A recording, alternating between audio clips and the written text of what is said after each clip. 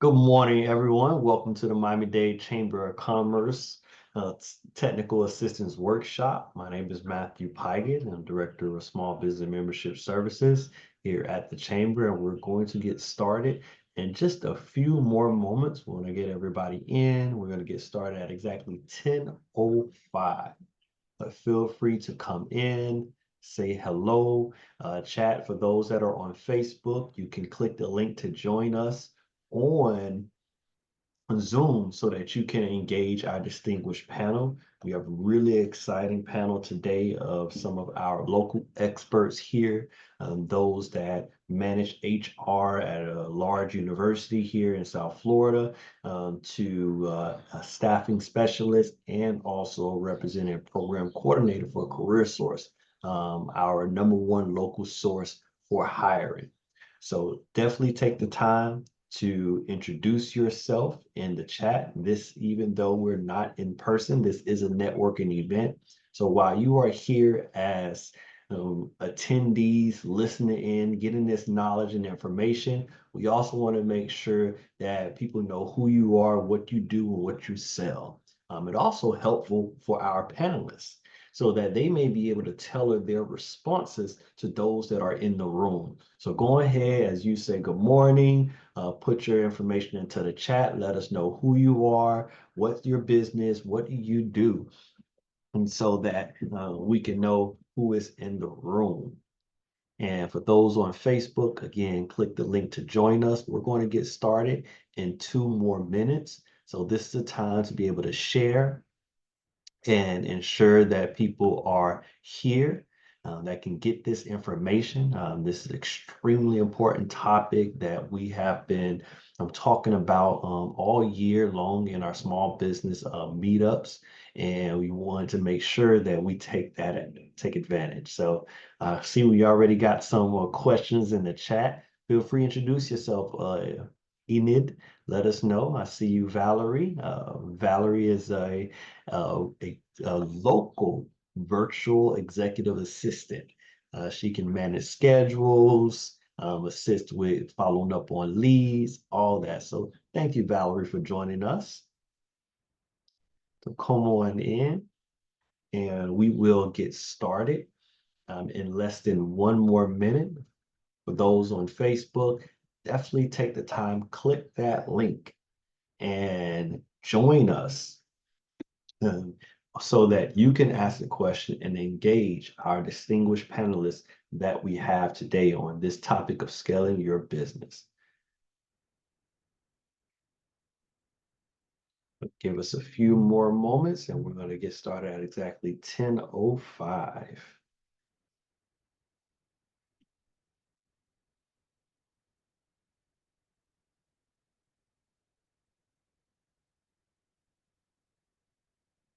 Right, I see we got Tawana here of Tawana Styles Hair Studios here in Miami. Welcome. All right. So want to welcome everyone. It's now 10:05. We want to get started and welcome everyone to the Miami-Dade Chamber of Commerce Technical Assistance Workshop on the topic of scaling your business, writing effective job descriptions for sustainable growth. This is part of a series that we've been doing over the course of a few years, making sure that every other month, or at least 8 to 10 times a year, we take the time to let people know what is going on and give you expert advice which you can use to scale your business. We started off with ABCs of business so that you would get clear about the basic understanding of what you need to do, get your business started. And now we're on a topic of scaling your business. How do you take your business from that next level to scale to where you can break that $100,000 mark, break that $1 million mark? And what are the things that you need in place in order to do that?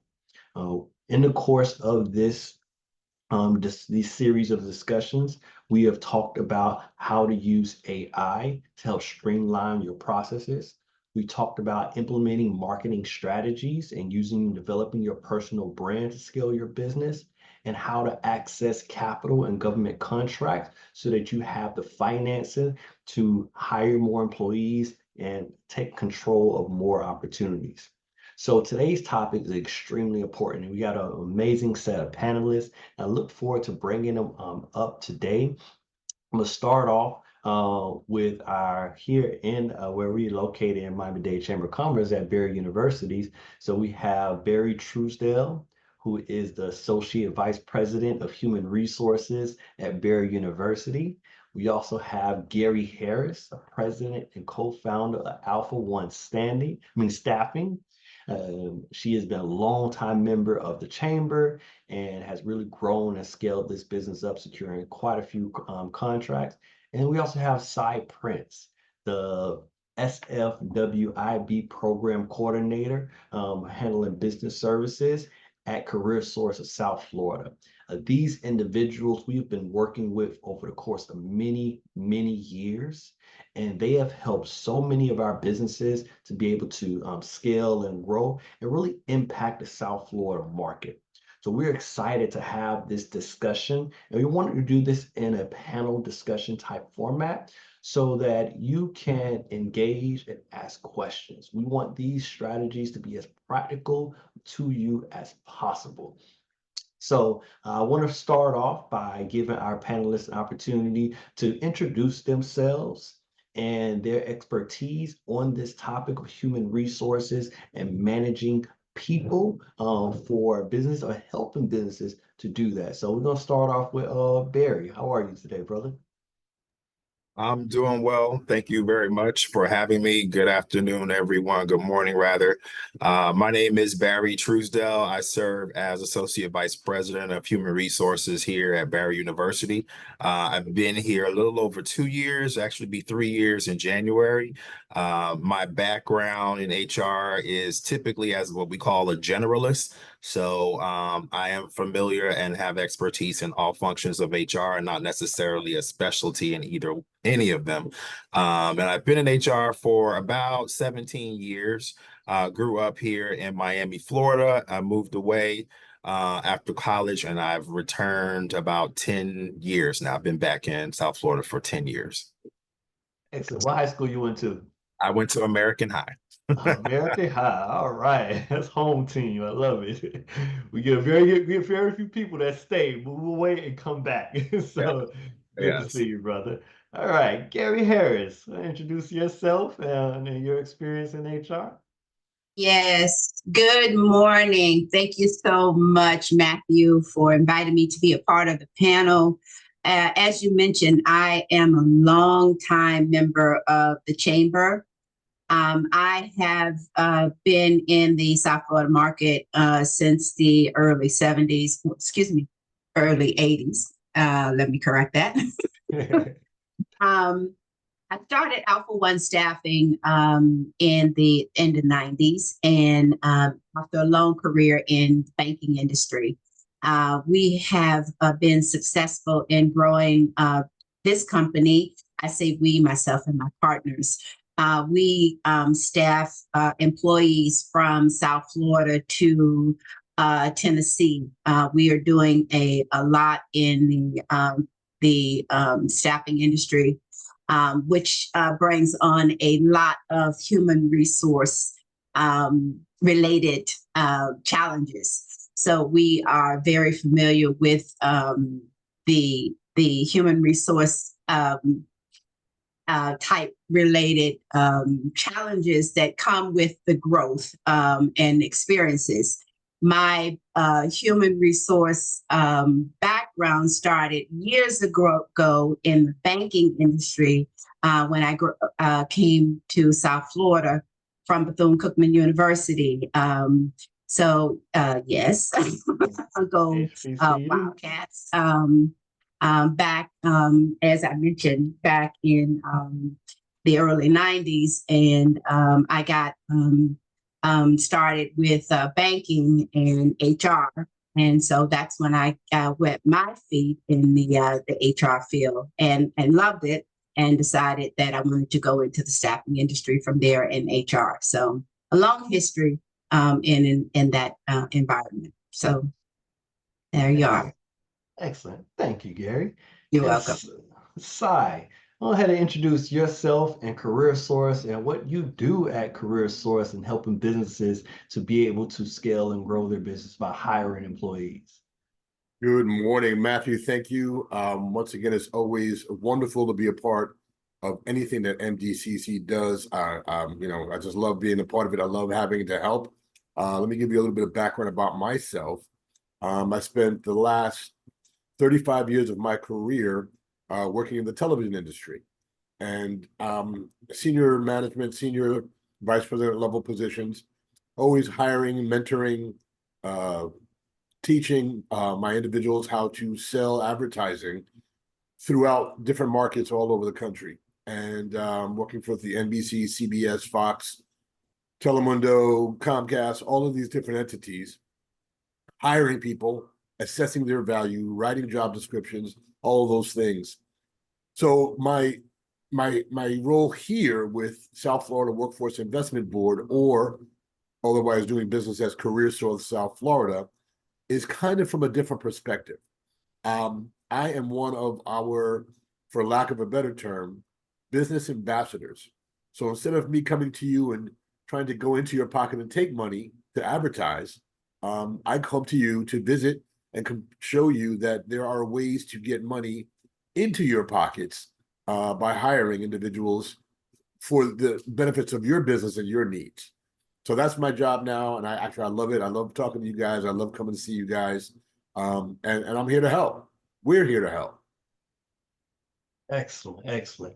So, when we sent this information out to our members, let them know about this particular topic, one of the first questions I received was, how does writing an effective job description help my business? So, as experts in this field, and I want to start off with you, Sai, because you work with quite a few entrepreneurs, and I know job descriptions are key. How would you say writing an effective job description help an entrepreneur? So first thing we need to know about entrepreneurs is they like to do everything by themselves, but they don't have to. Here's the thing, that you're not alone in doing this. It's been done time and time again. You really need to kind of know what it is that you're looking for, and then to find the resources to figure out how to help you, prepare that. Again, CareerSource could be one of those resources. We have different offices around the market that can literally sit down and help you write out whatever it is you need. First of all, we've got tons and tons and tons of them. You can start to read through and kind of replicate what it is and make it synergistic with what your needs are. Also, at this juncture in time, and I know we'll probably get into this at some point, but AI is a source that, is ridiculously important for businesses to utilize, because again, you don't have to do it yourself. You kind of basically tell it what you want, and it will spit it out for you and make the changes and change and correct it as you go. So that's the way, you've got to figure out is, okay, don't let me just sit here and try to think of all the things. Make yourself a couple of bullet points and then get help. Talk to the people at CareerSource, utilize AI, talk to your peers that are here on the board, talk to Matthew. That's the way you write an effective one. And I just used to always call it being a focus group of one. Don't be a focus group of one. You are not necessarily the best person to reread what you wrote to make sure that it is the best thing possible. Get input from other people. It is so important.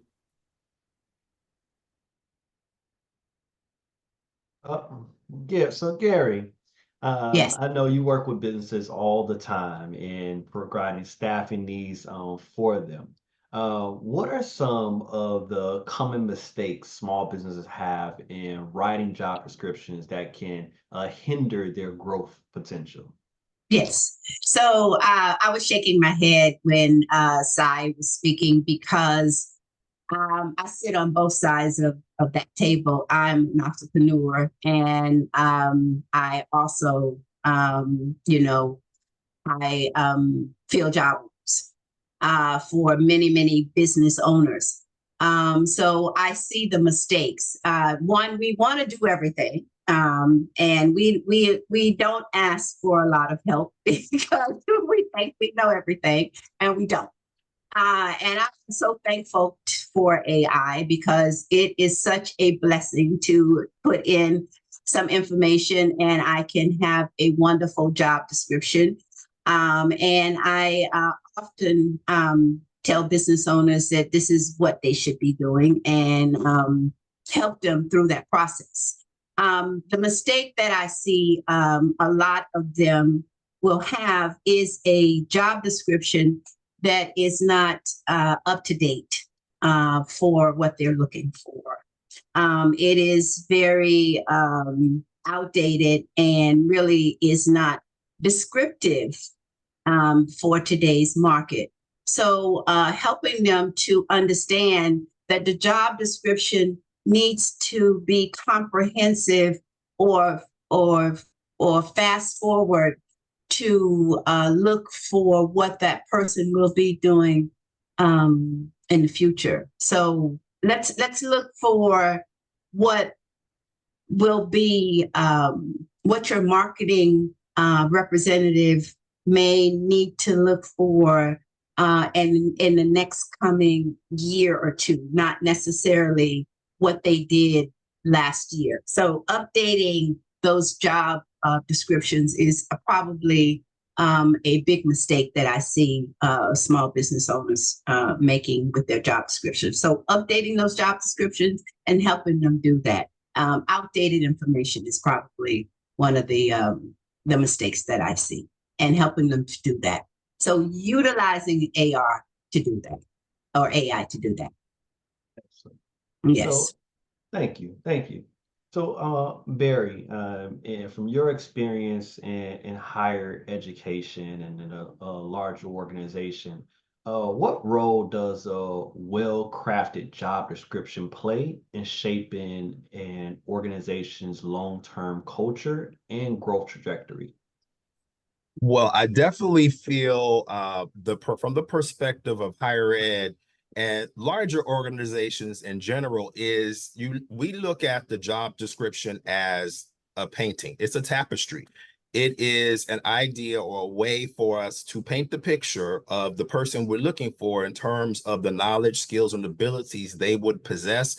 But it's also a way for us to describe our culture or the type of person we will see as a good fit, not just on the hard skills, but soft skills. So personality, temperament, ability to acclimate to different environments, to be able to agree with other managers. So it's huge in that regard because you want to be able to attract those people very quickly and give them the opportunity to see whether or not they feel they're a good fit and why, because that's going to lead us to the interview process.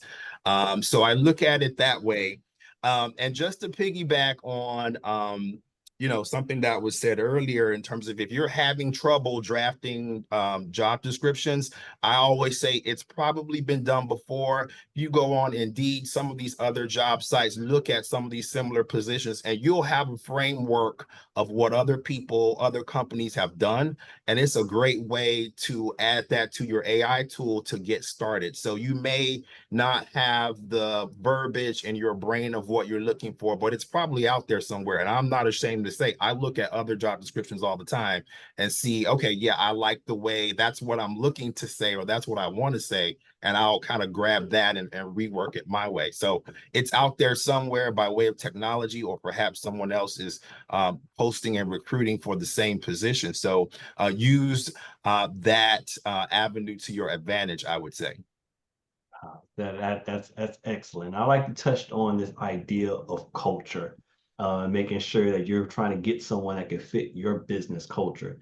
And Gary, as our resident entrepreneur, I would like to learn more about how you have crafted your job descriptions for your organization. Like when you started to go and start to scale and started selecting different positions, how did you begin to select the positions you needed and to start to craft those descriptions? And how did they change over time as you started to grow and scale your business?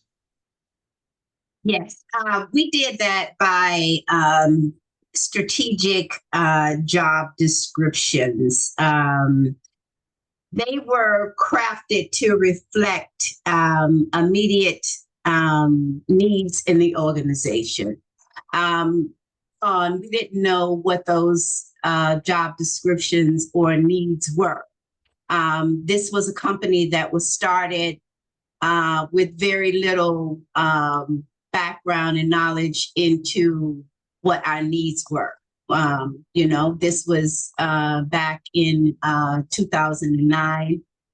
We started a staffing firm. We were very small at that time. And, we've grown over the years to a multi-million-dollar company who is staffing people in multiple states. And I say that not to brag, but there's been a lot of growing pain with that. So we've had to take the organization and take the long-term vision and realize that with that, we needed to craft job descriptions that align with that vision to say that the project managers and the director of marketing, those we didn't see back when we started, the division directors. So those growth positions and those job descriptions had to be crafted along the way with the company.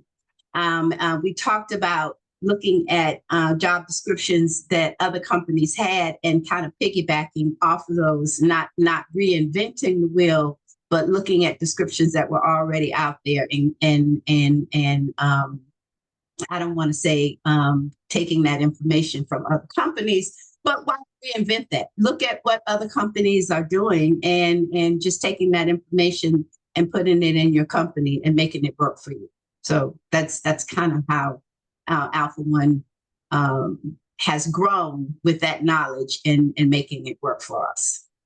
That's one thing we talk about all the time with our entrepreneurs, those that are just starting, solo entrepreneurs, and that are growing, is that we're building a system.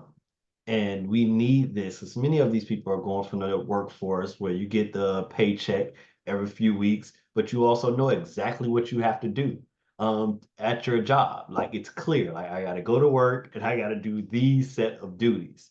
And as an entrepreneur, you're kind of just trying to figure it all out. You got to do everything. So Right. being able to craft policies, procedures, job descriptions builds a system that people can start to see themselves within and be able to work for you even clearer. And that's how we're able to scale and grow, because now we have, okay, these are your roles and responsibilities, this is her role and responsibilities, and together that's how we work. Sai, I want to turn it to you because you help a lot of entrepreneurs in making sure that they can get local talent. So from a workforce development perspective, how do the entrepreneurs craft job descriptions that would influence job seekers that are career focused to join their team in many of these high demand sectors? So that's an interesting question. I just saw somebody in the chat drop in something about help me with trust issues. And all job people who are hiring and putting people in the roles, even on the other side, people who are looking for jobs, the human factor is something that we always have to deal with. I mean, we think we have the right person, but because of whatever reason, we may not.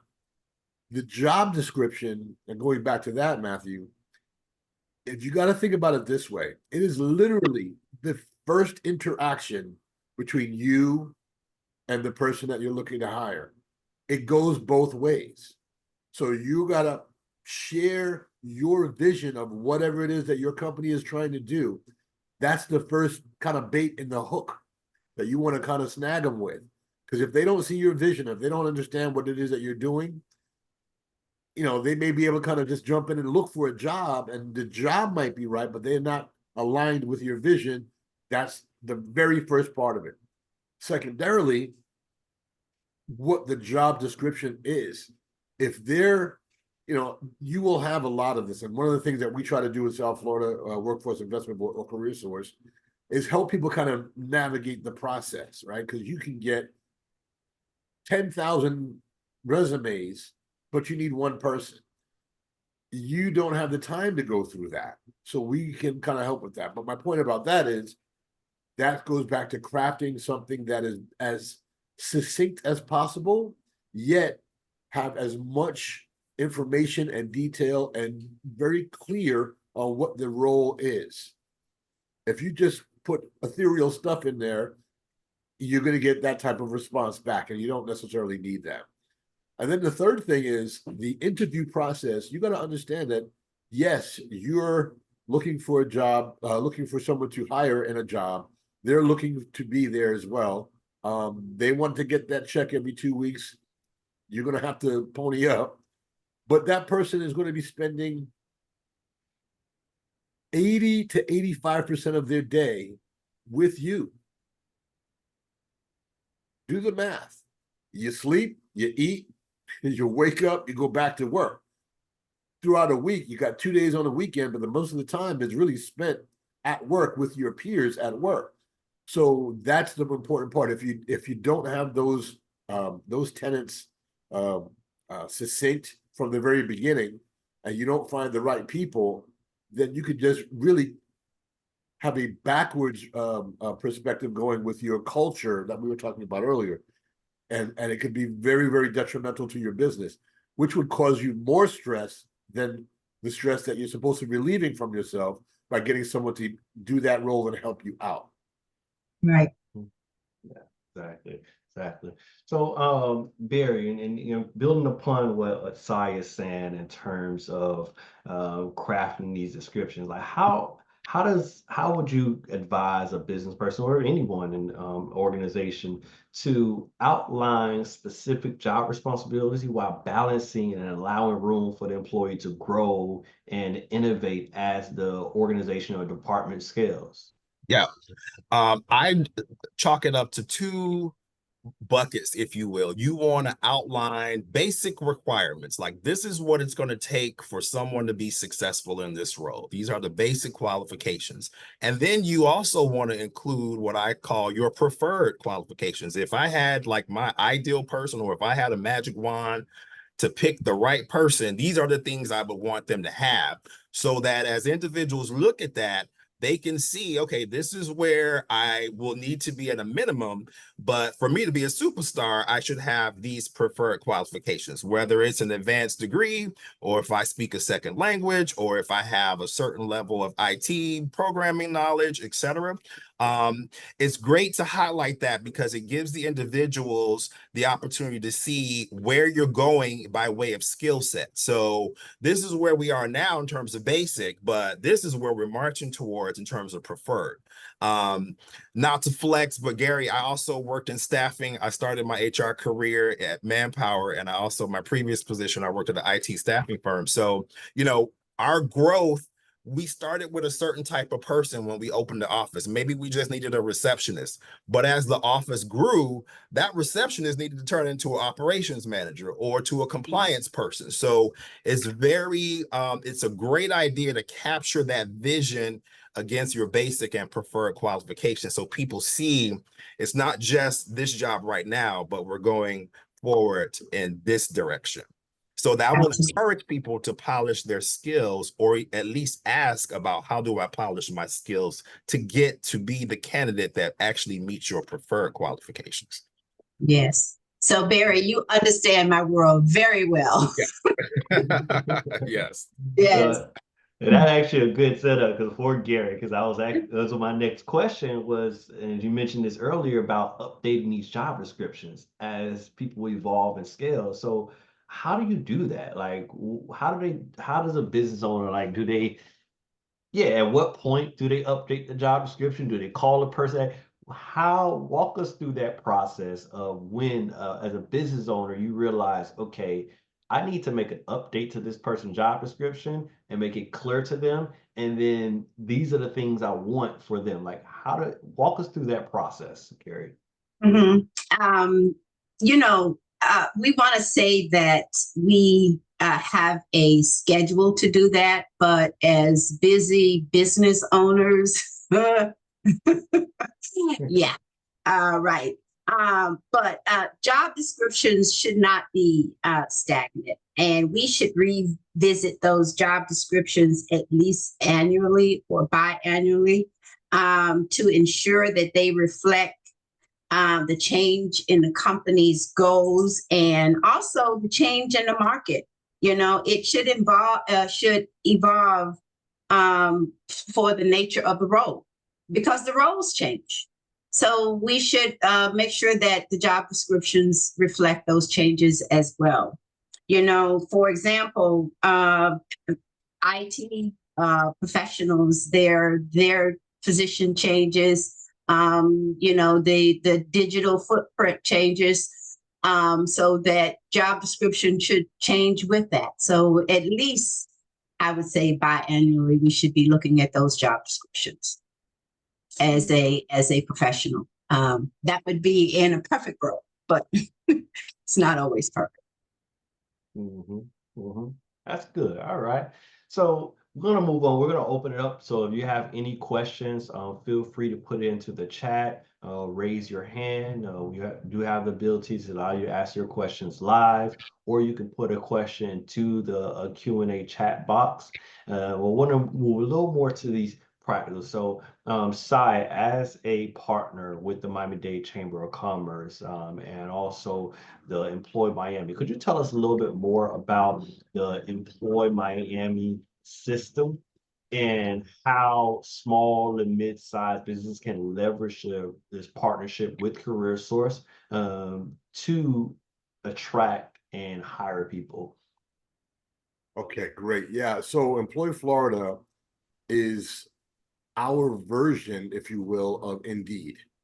It is where all the jobs are posted throughout the state and the county. So like I said, that's the first interaction between any business and us, as well as the job seekers. And job seekers can go on there just like they can go on Indeed. By the way, it's free. I don't know if I mentioned that. They can go on there and just look for positions and look for roles. Business owners can go in there and look for roles and look for positions to do what I talked about earlier, what we all spoke about earlier, identify the things that you're looking for and use them to replicate. CareerSource on a larger scale, not necessarily what I do from a business services department, but actually at the locations, they're there to help you as well. They're there literally to help you if you want them to write the business job description for you or with you. They can host opportunities when you start to go through the process. All the people that are referring themselves to your jobs, they can see them first, and based on your qualifications or based on your needs, identify which ones, which cream rises to the top, and so send those individuals to you so that you, as a small, medium-sized business or an entrepreneur, don't have to do this yourself. Again, these are free services that CareerSource offices do for you if you take advantage of them. I'm sorry, Matthew, I think I strayed off the question. Did I? No, that's what we want. We wanted to get more about CareerSource and Employ Miami to understand the resources that are available to these local business owners. So you definitely answered the question. So one more thing that's very, very relevant, and I think Barry might have made mention of it, but when you're writing your job descriptions and you are, depending on what you're interested in or what you're doing, if there are very specific things that you need, if you're open to veterans or if you're open to different types of individuals, state it right there, state it in the job description, because then that will give someone who is a veteran, oh, click, this is an opportunity that I can definitely go for, rather than trying to figure it out. Or if they're just as involved, or if they're neurodiverse, those are the things that are you can come up with off the top when you're doing your job description, because if there's an interest for you to support that environment, then you put it in the job description, and the individuals that have those opportunities or are in that environment will better be suited because they know that you are willing to work with them. A lot of those individuals are nervous. They don't want to come. They don't want to. They may be the exact person you need, but they're very scared. I mean, fear is a real thing. Stress is a thing. Fear is a thing as well. And they don't want to put themselves out there to get rejected and turned down if they don't think that, opportunities are there for them. So if that's something that you're interested in, do that. And as a part of that, when you're working with your CareerSource contact, each one of those, there's opportunities for financial incentives. So, take advantage of those things because they're there for you. You're paying your taxes. You might as well get some of that money back. So that's what I would say. Excellent, excellent. All right, so we're going to open it up to our business owners that we have here on the line. I'm going to start off with Virginia and then Stephanie. Feel free to come on, introduce yourself and your business, and then ask your question. So, Virginia, you want to unmute your mic and ask your question? Hi, can you hear me? Yes, we can. Okay, great. Good morning, everyone. My name is Virginia LaFontant. First off, I want to tell everyone thank you so much for sharing all of this knowledge with us. I'm actually at work right now, so I had to step away. But I have a few questions. Well, first off, my business is Fed Aid LLC. I am currently in my fetus stage, not yet an infant. I just started. I'm working to get into government contracting. So my business is related to staffing federal agencies, as well as the private sector. And so a few of my questions are, one, what are the processes or systems should be in place beforehand before you actually need to hire? Good question. Feel free, whoever want to jump in and take that question. I think Gary and maybe Barry want to jump in with that. Structure for compensation to be able to track hours if the person is hourly, but also your payroll system so that you're able to meet all payroll compliance responsibilities, depending on the size of your organization in terms of number of employees. And there are certain compliance features that won't matter in terms of policies and procedures, but it would be a good idea to start that at a minimum to at least have some type of employee handbook or onboarding handbook that you'll probably add to over time as you scale and grow. But just start the foundation of some of those minimal compliance features. What should someone know as they come on board? If it's compensation, if it's benefits, if it's payday, if it's holidays, start there. And then what you'll find as you grow is the growth is going to drive your need to build out those other things. So I wouldn't say don't get inundated with trying to have everything. You start with the little basic things you need first, but the business is going to tell you what you need because you'll start to encounter different challenges and you'll know. Yeah. Very, very true. I would echo what Barry said. And the business will drive your need for knowledge. And I want to ask you, you said you are infant and you're going into government contracting. Do you have any contracts or potential contracts at this point, or you're just kind of getting your feet wet and starting the business? Yes, so I'm just getting my feet wet. Literally just got my incorporated Fed Aid LLC. Was connected to SBDC. So they're helping me with getting things started. I'm currently a contractor for the immigration court.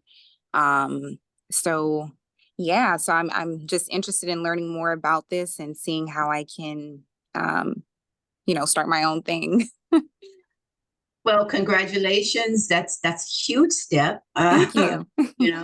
A huge step, and looking forward to hearing more about your business and government contracting. Always excited when someone steps into the market. There is a lot of opportunity in government contracting and staffing. So I'm looking forward to hearing great things about you in the future. The employee side of it and staffing employees, you can go in a lot of different directions. I can say in the beginning, and CareerSource is here. I started out, and that was one of my very first clients, and they are still a client of mine. And sometimes we want to think that that is a competition because there is a hiring process there, but we worked hand in hand for 15 years or so in staffing. So they are a huge resource to staffing agencies as well. So you might want to reach out, to them. Okay. Also, I don't know if you're a member of the chamber or not, but the Miami-Dade Chamber of Commerce is definitely a resource for small business and looking to network your business with the Miami-Dade Chamber of Commerce and find employee resources there also. So, good luck to you. But again, the business part of it and the staffing of those employees will dictate what you need to do as you move forward in this process. So, at any time during your process, you can reach out to me and I'll be more than willing to assist you. Thank you so much, Ms. Harris. I appreciate that. And I will most definitely reach out. Thank you. Thank you. Thank you. All right, Regina, you want to introduce yourself and your business and your question? And then we're going to have Chavez. My name is Regina Cooper. I own a outreach business in the medical field. I started during COVID by assisting a doctor do COVID testing for the underserved. And then it grew from there, and then I added other diagnoses such as HIV and other folks that needed certain types of testing but couldn't afford it or was uninsured. And so I work with doctors who have those uninsured patients to make sure that a patient in a medical emergency, I can help them get tested. My issue is as I grow, I don't seem to make enough money to pay myself for the hours that I'm working and also to hire a part-time or full-time employee. So I started hiring the old contract worker terminology, but that doesn't seem to work because I don't get the dedication of an employee that feels like they're working for a company that's taking care of them. So now I have a lot of turnover. And now I have to retrain a new person. And I sit down with my CPA. He says, no, you still can't afford to hire a regular employee. You have to stick with, doing project management with a contract worker, hire them for a project, hire them for a 5-hour session to help you get your bookkeeping caught up. I'm just struggling with that hiring process because I can't afford it. And then the folks that I am hiring as a contract worker, they're not dedicated because they're going to move on because they don't feel I'm serious about keeping them as part of my business. Go ahead, Si. So everybody understands that, Ms. Cooper. I mean, we all have either been there or experienced it or experiencing it now. The struggle is real. It's a real struggle. The struggle is real. Mm-hmm. And there are a multitude of opportunities and things. And I'm sure the MDCC can put you in touch with a lot of opportunities to get grants and get loans and monies that will help you hire and have the money to hire while you're scaling your business. But there's also this little organization called South Florida Workforce Investment Board, otherwise known as CareerSource. You probably heard of it. Yeah. So there are, off the top of my head, there are two financial incentives that would be very beneficial. One would be paid work experience, which is in our terms PWE, and an acronym I know, but when an individual that you contract with for 3 months, is actually our employee that works for you. And we pay for 100% of their salary. Oh, That wow. might be a way, to one, find the individual that you want to keep on board, because all of these positions and opportunities are to find people to hire for the long term. But for 3 months worth of salary, that's a significant amount of savings that Yes. you might be able to kind of roll into something else as you're scaling your business. And we've got what we call, or what we try to call career laddering. The next opportunity after that would be what we call OJT, or on the job training. So Yes. the PWI is really basically for kind of the entry level opportunity, someone who doesn't know your business, kind of get in there, get the feel for what's going on, and then you're teaching them what you need them to know. The OJT is, now that that person is the person that you want, hopefully you move them to the OJT, which means now there's an opportunity for CareerSource to help reimburse that salary for up to 6 months and up to 75% of their salary. So once again, it's not the forward check, but it's a reimbursement that you can take that money and reinvest into your actual businesses. So those are two things right there that we could potentially help you with, and I'm sure there are many other opportunities. But that's why being a part of MDCC is so very valuable, because the other people that are in the room or on the chat and that are in the room, they've either dealt with or are dealing with or are about to deal with the same thing that you're dealing with. And you do not have to traverse this road alone. And Matthew and his staff are very much there to help, as are our staff at any of the offices that we're involved in. And that's what we're doing. And so if you do the math, and I can send you a brochure that will show you this, but if you were going to hire somebody for S's and G's, $20 an hour, do the math of how much that is for 3 months that you're saving. By the way, did I mention that we're also included in that would be their workers' compensation for the All right. PWE, not for the OJT, but for the PWE. The Mhm. PWE would be our employee that works for you. The OJT would be now your employee.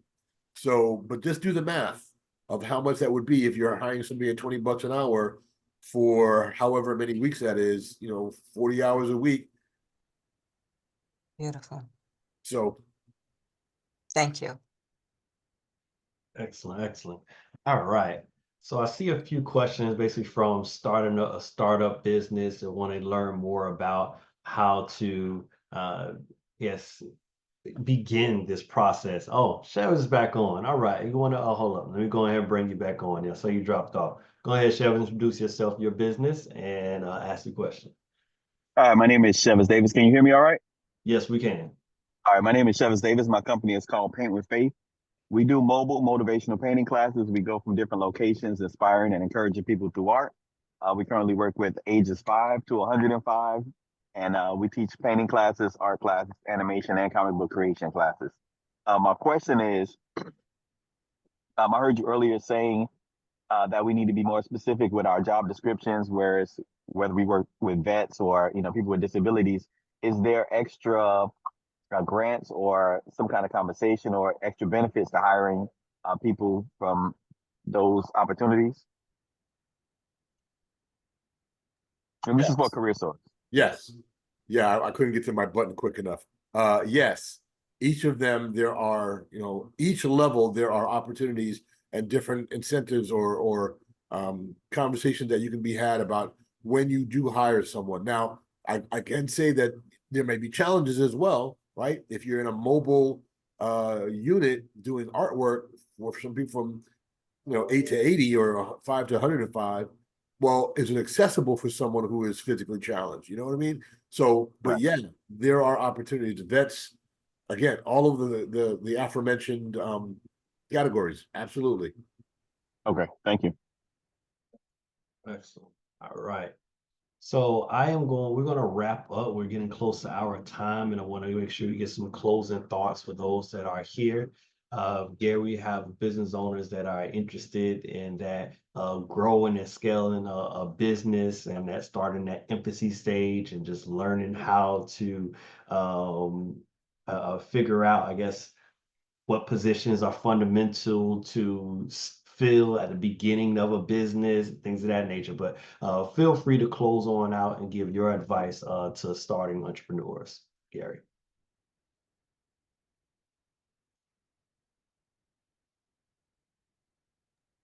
Yes, thank you very much. It would be great if I unmic. I can tell you what worked for us. We took it day by day, and I forget which caller it was, but in the beginning we started with a lot of contracts, and I would say that you leave no stone unturned. This is a market where there is a lot of opportunities, but as a business owner, it's going after those opportunities and not giving up. You work it day by day.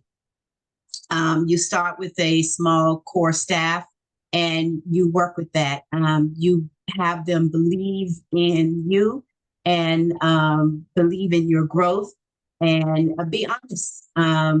There was a young lady on that says that she is struggling to pay her employees and pay herself. And that is real as an entrepreneur.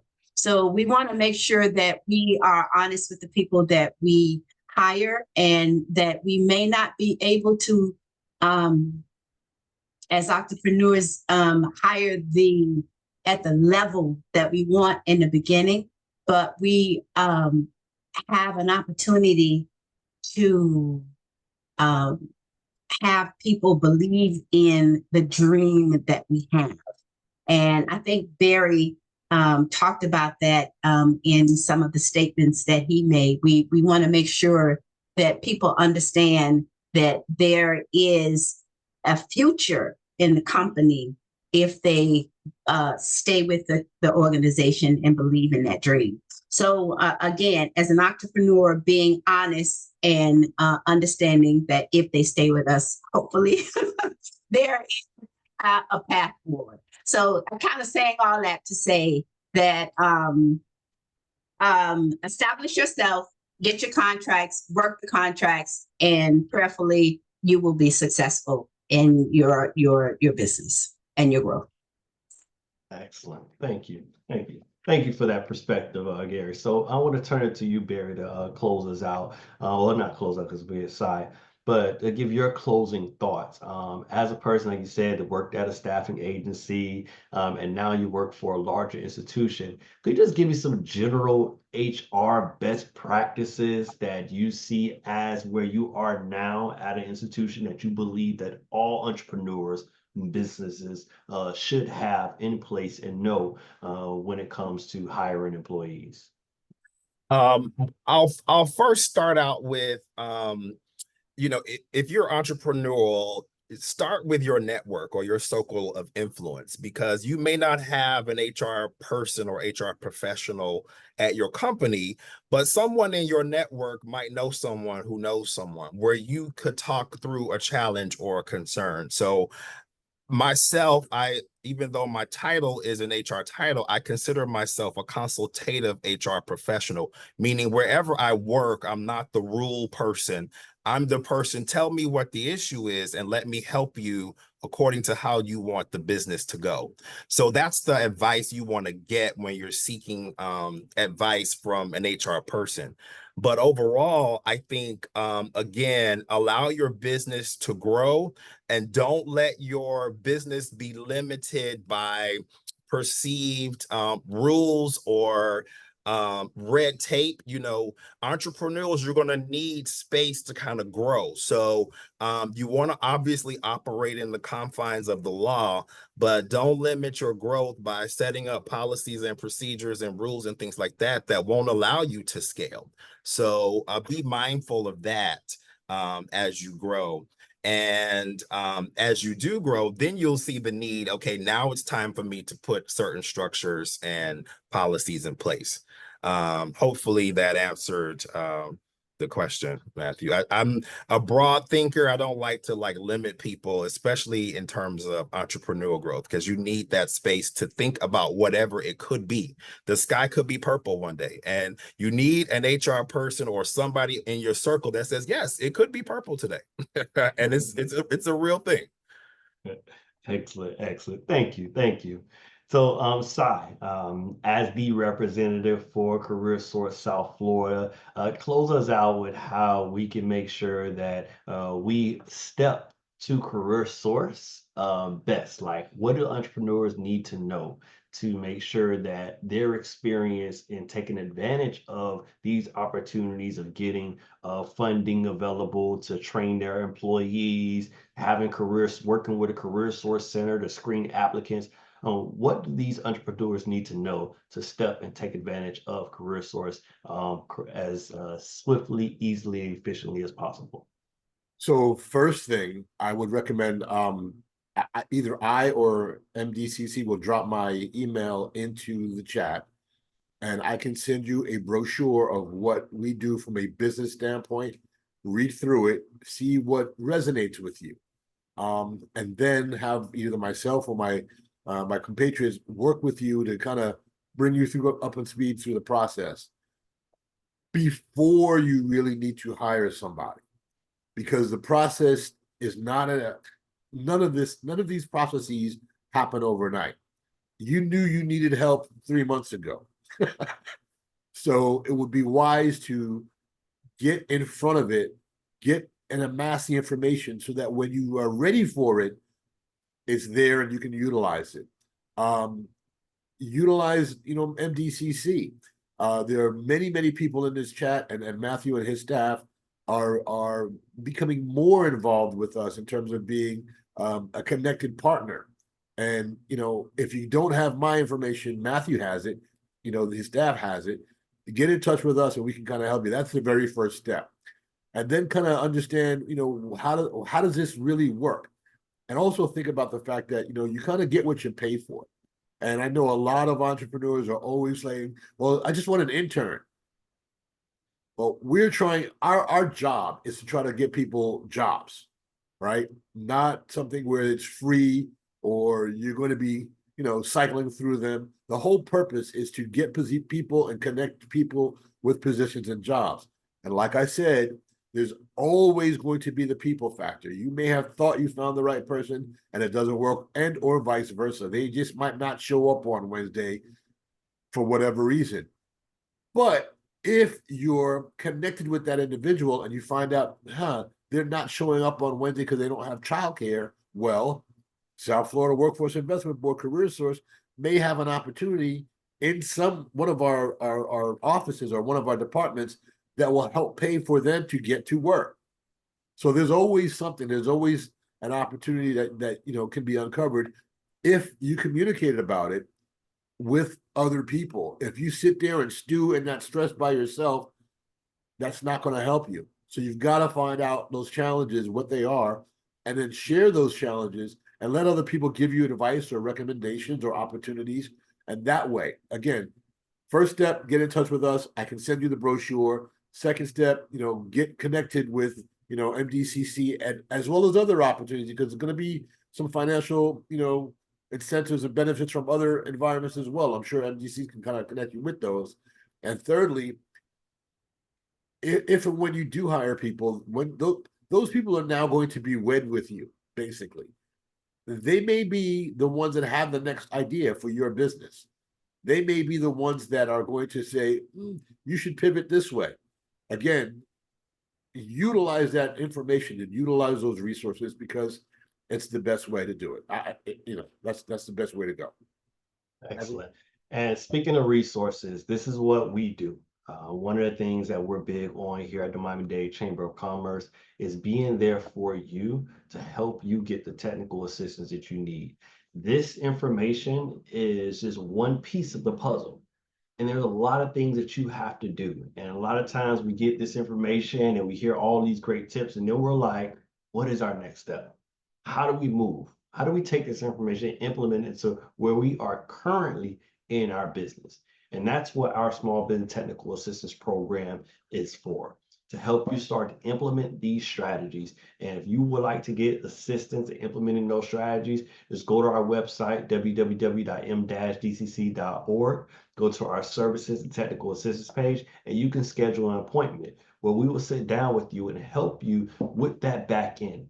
Help you create your business plan, marketing plan, go through those licenses and certifications. Make sure you got your books together and you know how to read profit and loss statements and have the business habits and systems you need. There are a lot of resources that are there, and we want to make sure that you're able and willing and have the capacity to generate revenue. At the end of the day, we are business owners, and businesses must generate revenue to pay those employees, to put money in your pocket, to take care of your family and friends. So we help you go through those process of making sure you're clear about your products and services, which is one of the very first challenges of many starting businesses. What are they going to focus on? What are they going to offer to get paid? Identifying those ideal clients, knowing how to put your products and services in front of your ideal clients with a marketing plan, and taking the time to do everything you need to close that sale, deliver that service with excellence, and collect those referrals and testimonials. This workshop is part of quite a few things that we do. We have workshops on a wide variety of topics, but you can always go to our website, www.m-dcc.org, go to our events page, and you will find these type of events, including our small business meetup, which happen every Tuesday at 4 o'clock. Actually, this past Tuesday, we had an amazing session. We had the Senior Vice President for Black Enterprise, Alfred Edmond, here on the call, engaging, just dropping knowledge and his understanding of meeting some of the top entrepreneurs across the nation. And it was just amazing to really see and hear. So you never know who is going to come on these small business meetups. We have a wide variety from members, people all across the nation, country, and we also switch between discussion topics where we'll talk about how do you deal with a disgruntled employee? How did you know when you first started your ability to get a job description? You will hear from other like-minded small businesses. So I encourage you to check this out on Zoom, but we're not always on Zoom and in virtual. We like to get in person.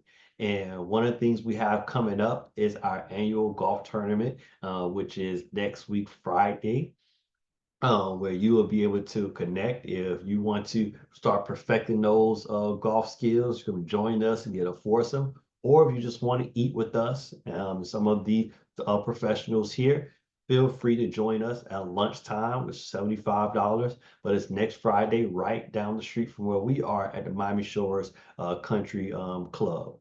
So we look forward to seeing you at our 33rd annual Dorothy Baker Golf Classic. And we have a health fair coming up. So as a part of the chamber, we have committees, and those committees like to get together and plan events. And we have a health and wellness fair for many of our health businesses, people that do juicing, those who are yoga instructors, psychologists, mental health specialists, going to come together in partnership with Miami-Dade College, North Campus, to put on a health and wellness fair. So we are always here. You can always reach out to myself, Matthew Pygott. I'm Director of Small Business Membership Services, and schedule an appointment and become a member of the chamber. Membership is different. Our technical assistance services we just talked about, all those things are completely free. Membership is being a part of this organization so that we can start to refer opportunities to you. You can join and become panelists and speakers for our events. And there's so many opportunities. We are the clearinghouse for resources and opportunities for Black entrepreneurs, Black and minority entrepreneurs here in South Florida. So being a member, you'll be the first to know about those corporations looking for contracts, looking to develop the diversity and hiring small businesses. And you're the first to know about opportunities from Miami-Dade County, CareerSource that can help you hire people, get grants and loans. So that's what membership is about. And we want to thank you for being a part of this experience. You can always follow us on Facebook, Instagram, LinkedIn, or you can check out this recorded on YouTube. So I want to thank our panelists for being a part of this. Thank you, Barry, Cy, and Gary, for helping us to educate the small business community here in South Florida and just being partners with the Miami-Dade Chamber of Commerce. Thank you very much, and y'all have a beautiful day. Take care, everyone.